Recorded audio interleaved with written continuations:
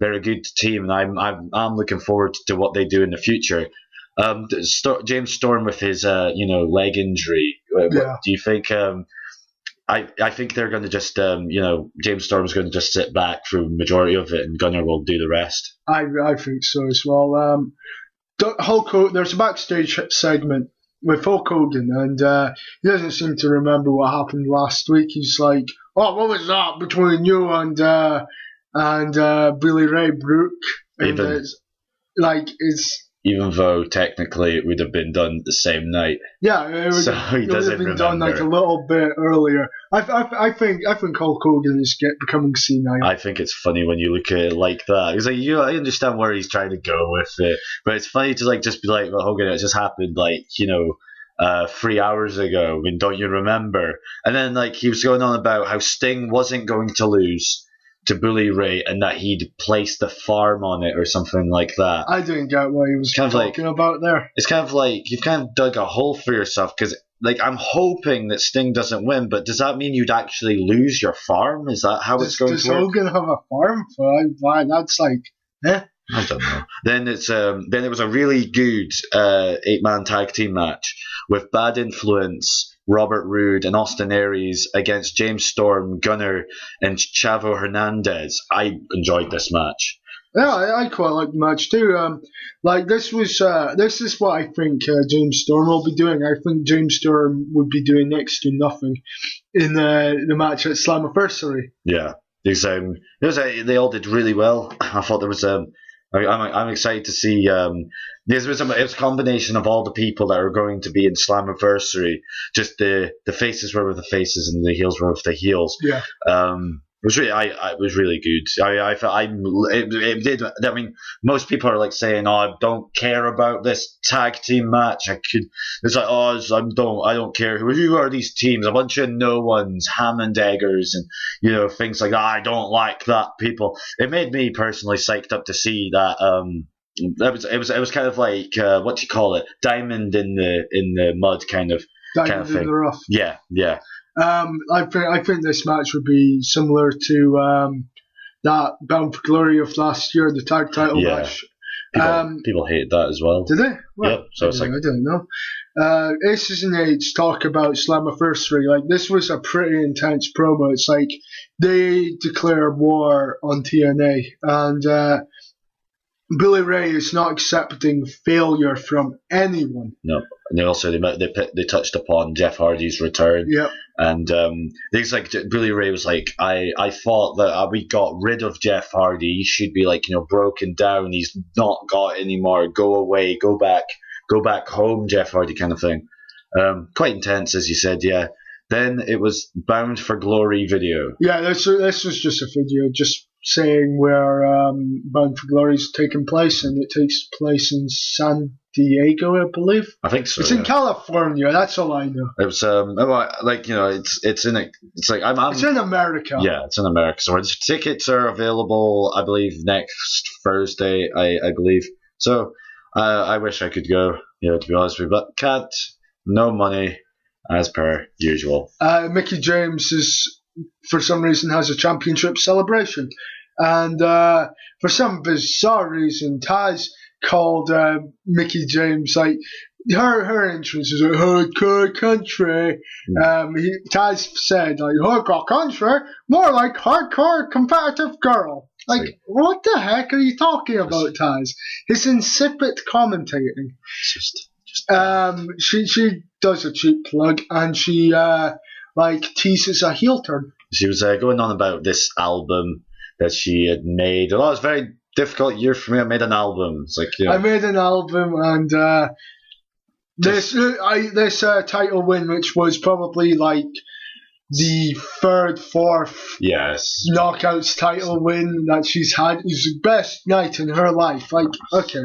It's okay. And then Velvet Sky comes out, and next thing you know, it gets turned into Maiden Chelsea, where it's kind of not meaning to patronize you or anything, but I should get a chance because you haven't done that. But then there's the way they speak. It's the way they speak on Made in Chelsea. They don't have any sense. Oh well, I don't. They also don't terrible. really have any sense of direction. No, it's like just talking, just speaking for the sake of speaking. No subject. It's both. I don't like Velvet Sky does the thing that I love so much. The fact that she doesn't sell her leg injury whatsoever, and she's standing there. If she didn't have that white bandage on her knee, I wouldn't have even known that she was injured. No, she was just like standing there, so proud, and they said, "You've got a sore knee." That was what was one of the things that that was a showcase in that match last week was you got your knee attacked, and that's why Mickey James might possibly be turning heel. I also don't get why Velvet Sky was not as wasn't as angry or sour about the loss. It was like, oh, you're my friend, well done for winning the title. She didn't beat you fairly. No. She attacked your knee. This is the one thing I don't really think makes sense. It's a bit daft.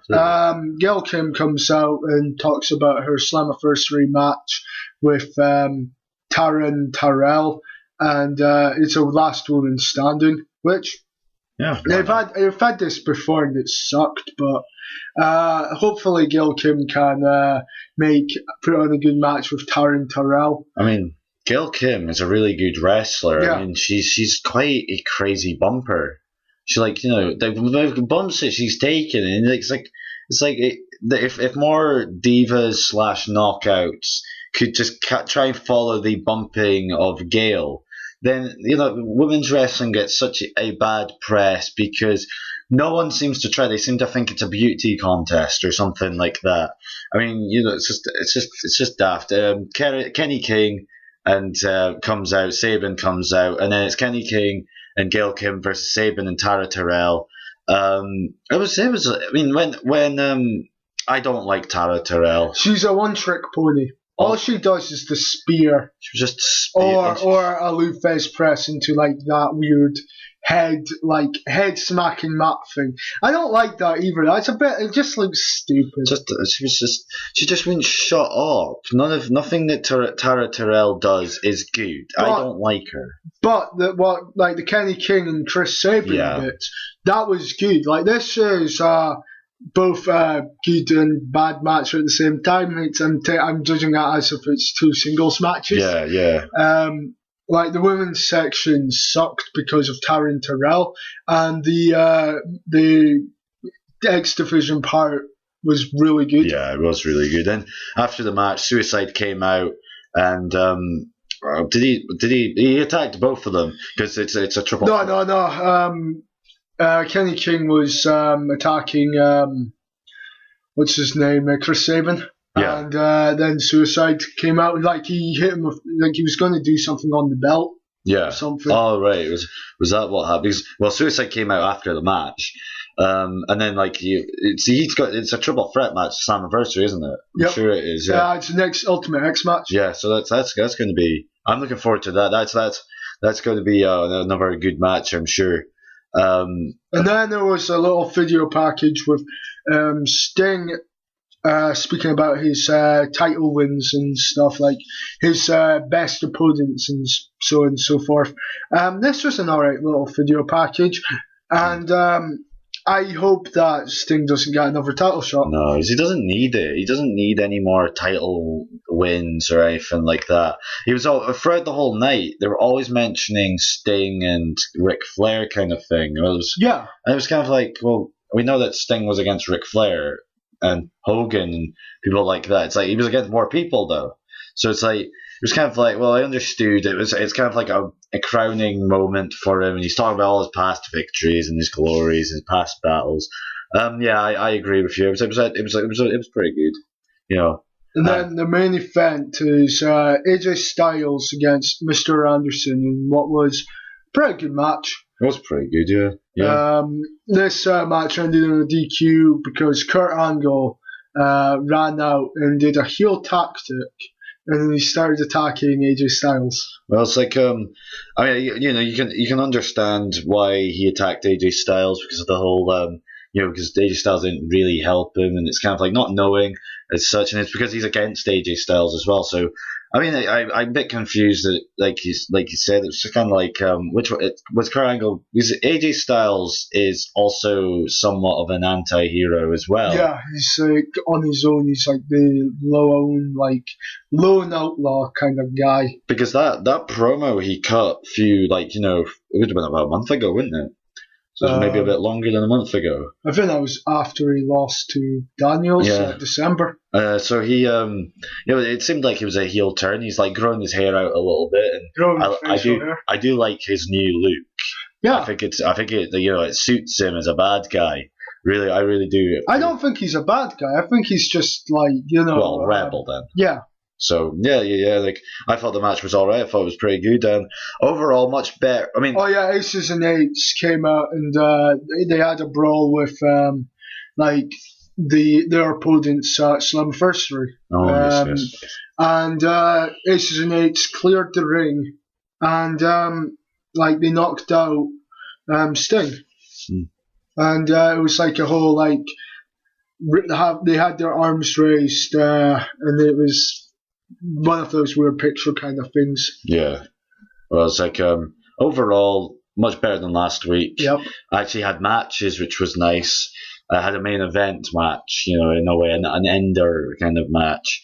I think it was all right. I mean, it's not brilliant for a go home show for Slammiversary. Having one match in it is kind of like isn't brilliant, but it's not as bad as people are making out.